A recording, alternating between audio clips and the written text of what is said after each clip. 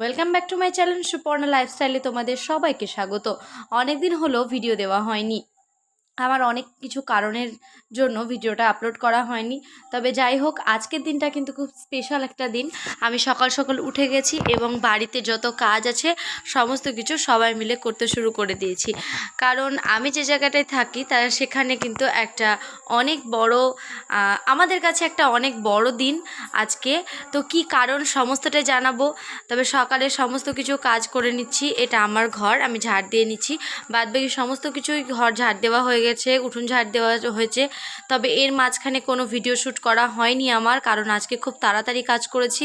তবে রান্না টান্না সব কিছু করার পর দুপুর হয়ে গেছে, ঘর পরিষ্কার করা হয়ে গেছে। আজকে যে জায়গায় আমি যাব সেটা তোমাদেরকে অবশ্যই জানাবো। তবে ভিডিওটা শেষ পর্যন্ত দেখতে থাকবে। ভিডিওটি ভালো লাগলে অবশ্যই লাইক করবে, সাবস্ক্রাইব করে চ্যানেলটির পাশে থাকবে। তো আজকে কিন্তু আমি বাসনগুলো মাজিনি, আমার বোন মাজছে। ওই বেশিরভাগ সময় মাজে, আমি রান্নাটা করি।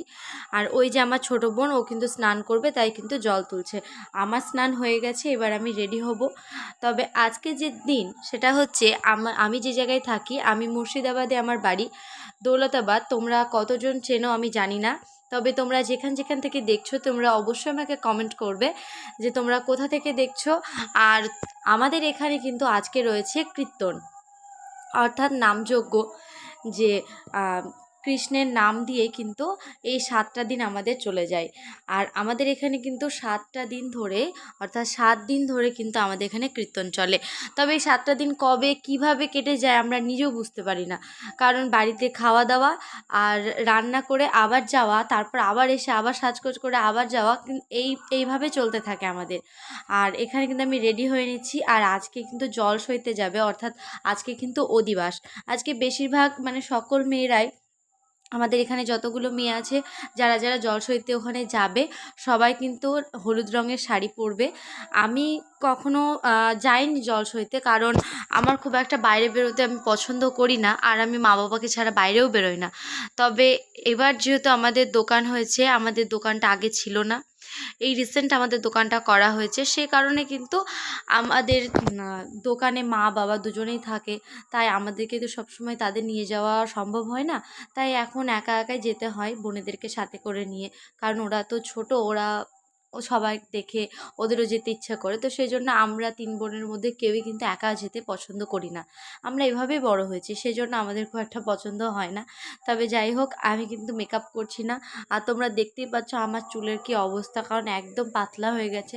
আমার চুল খুব একটা বেশি নেই, তবে যেটুকু ছিল গরমের কারণে সেটুকু উঠে টাক পড়ে গেছে। আমার চুলে কিন্তু আর 2 দিন পর আমার চুলের শুধু চুল দেখা যাবে না, শুধু টাকটাই দেখা যাবে, যে পরিমাণে চুল উঠছে। তোমরা যদি কেউ জেনে থাকো যে চুল পড়া কিভাবে বন্ধ হবে, তোমরা অবশ্যই আমাকে জানাবে। তবে এখানে তো আমি রেডি হয়ে নিচ্ছি। আমি শাড়ি পরিনি, আমার বোনেদের মধ্যে কেউই শাড়ি পরেনি, কারণ আমরা খুব একটা শাড়ি পরতে পছন্দ করি না। আর যা গরম, তাতে একদমই ভালো লাগছে না শাড়ি পরতে। তো এবার কিন্তু আমি এখানে রেডি হয়ে নিচ্ছি। আর আমি খুব একটা মেকআপ করি না, কারণ মেকআপ খুব একটা আমার স্কিনে শ্যুট করে না। আমি ভালো, হয়তো তোমরা বলতে পারো যে দিদি তুমি ফেস পাউডার দিচ্ছ বা তুমি কাজল পরছো, এটা কি মেকআপ না? হ্যাঁ, অবশ্যই তোমাদের কাছে হয়তো এটা মেকআপ হতে পারে। তবে ফাউন্ডেশন বা সিসি ক্রিম এইসব ইউজ আমি খুব একটা করি না। তবে খুব ভালো অকেশন বা কোনো বিয়েবাড়ি এরকম যদি কিছু হয় তখন কিন্তু আমি মেকআপটা করি। তবে খুব হালকা মেকআপে থাকি আমি ন্যাচারাল লুকটাই বেশি পছন্দ করি। আমি যেমন তেমনই ঠিক আছে। আর খুব একটা যে তোমরা হয়তো কোনো ভিডিওতে আমাকে খুব সাজতে দেখলে হয়তো বলবে দিদি তুমি বলেছো যে সাজো না। হ্যাঁ, আমি খুব একটা সাজি না তা না, আমি সাজতে অবশ্যই পছন্দ করি, ভালোওবাসি। তবে সব কিছু সময় ক্ষেত্রে হয়ে ওঠে না, কারণ আমাকে তো বাড়ির কাজ করতে হয়। আর বাড়ির সমস্ত সংসারের কাজটা প্রায় আমাকেই করতে হয়, যেহেতু আমার মা থাকে না বাড়িতে, আমার বোনেরা থাকে, তাদের পড়াশোনা আছে, আমার নিজের পড়াশোনা আছে।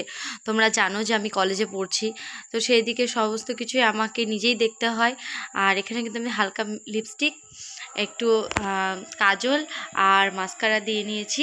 এবার একটা টিপ পরে চুলটা কিন্তু আমার ছাড়াই থাকবে, যেহেতু আমার চুলটা খুব ভেজা। আমি এই স্নান করে উঠলাম, সেজন্য আমার চুলটা ভেজাই আছে। আর জল সইতে মোটামুটি ওই 4টে 4:30 এরকম বেরোবে, তার আগে তো বেরোবে না, সেজন্য আমি কিন্তু রেডি হয়ে নিচ্ছি। আর আমার ছোট বোন আর মা কিন্তু চলে গেছে আগেই, আমি আর আমার মেজো বোন পরে যাব। তো আমি কিন্তু রেডি হচ্ছি।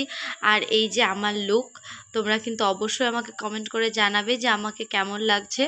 আর শেষ পর্যন্ত দেখতে থাকো, অনেক কিছু মজা রয়েছে সেখানে, তোমাদেরকে জানাবো। ওই যে আমার পিছনে যে বোন, সেটা হচ্ছে আমার মেজো বোন। তো তোমরা যে দেখতে পাচ্ছ যে ড্রেসটা ও পরে আছে, সেটা কিন্তু আমার ড্রেস, ও দখল করে নিয়েছে। আর তোমরা তো ভালোই জানো যে যখন বোনেরা বড় হয় তখন তো বন্ধু হয়ে যায়।